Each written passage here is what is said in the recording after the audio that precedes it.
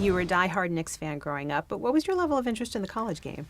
I grew up in Rye, New York, and the closest big college program was New Rochelle, not that far away. And back then, Iona College had some great teams. And what people may not remember is before the great Jim Valvano went to North Carolina State. He was coaching there? He was coach of Iona.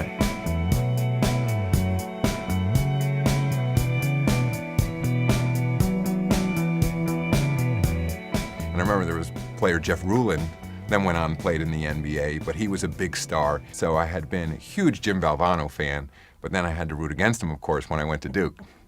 I think these days, so many kids go to Duke because they want to be part of that basketball experience. But you were there in the 80s. Your first year was also Mike Krzyzewski's first year. Take us back to that time. What was the popularity level of basketball like back then? Well, so nothing like it is today. I mean, no K-ville, no nothing. No people camping out for days on end honestly, for the Carolina And one game. of the things that was so great about Duke, and it's still the case today, that the students have the best seats, whatever it is, the first 15 rows around the court, are all accessible with your student ID.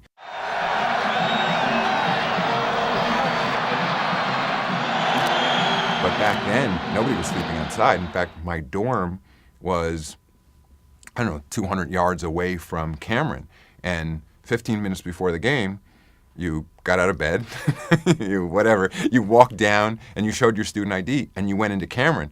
I'm pretty sure that my first 3 years at Duke, they never even made the NCAA tournament. They weren't very good, but also at that time, coming into the ACC was Ralph Sampson, early days of Carolina, of Michael Jordan, James Worthy, Sam Perkins. I mean, there was some great ACC basketball going on at the time, and of course, my hero Jim Valvano had gone to North Carolina State. So it was still really exciting, and people loved the game and followed it down there, but nobody was sleeping outside. Well, Jordan was part of the '82 championship team. You were there. Did you have any inclination that he would eventually become arguably the greatest player ever in the NBA?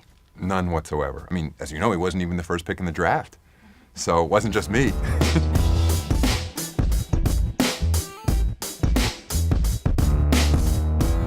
He had a certain charisma around him even back then, and I mean, I was busy rooting against him.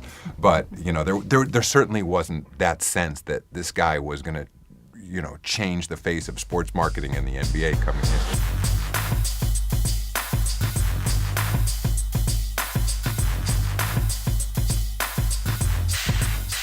What was your best Duke sports memory during the time you were there? It was either the first or second game I'd ever gone to in Cameron, and they used to have these contests where they'd randomly call out a student's name to go shoot a free throw. And I was with some new group of friends, and we're sitting there, and you hear these names, I'm not paying attention, and somebody says, no, that was your name. And I realized I wasn't going to be able to pretend they didn't say my name. I was hoping maybe that will go by. And I remember going out into the court, with however many, 8,000 people, whatever's in Cameron, I think probably screaming, yelling, rooting against me, who knows, to make that free throw. And I went out there, and I remember just thinking, I got to hit something. I thought I shot, too hard when I hit the front of the rim, but I remember thinking, to me, at that moment, that was the equivalent of making it.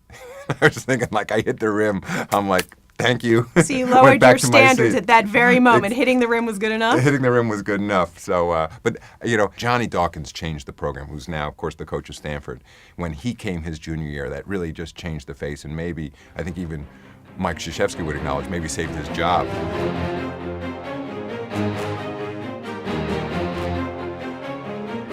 They then made the tournament. It was just there was a whole different sense around the program. You actually didn't have the chance to meet Mike Krzyzewski until way after you were gone. He was head coach of Team USA, and you were over in Beijing with him in 2008. What is either the best piece of advice he's imparted on you or the best lesson you've learned from him?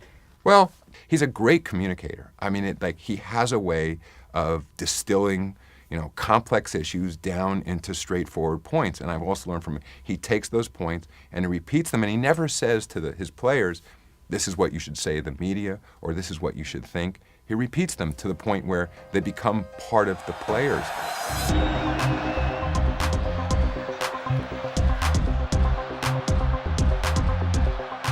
And so when I would hear Kobe or LeBron in Beijing, for example, talking about what it meant to be part of that team, they would say, this is about something bigger than myself.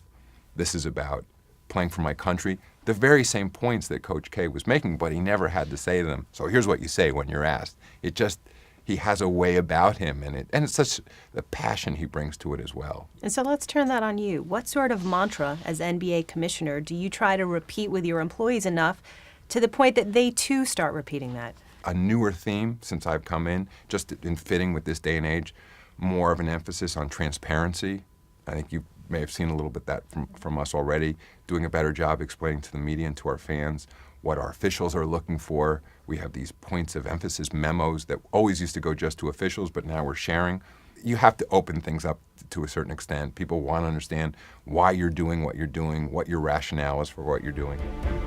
Coming up in part 2 of our Campus Insiders chat with Adam Silver, the new commissioner opens up about doing away with one and done and creating more common ground on college and pro rules. People say nobody told Bill Gates he couldn't drop out of college and start Microsoft. I get it. I would say to any young man coming into the league that looking out over the entirety of your career and frankly the entirety of your life, we think college is better than no college.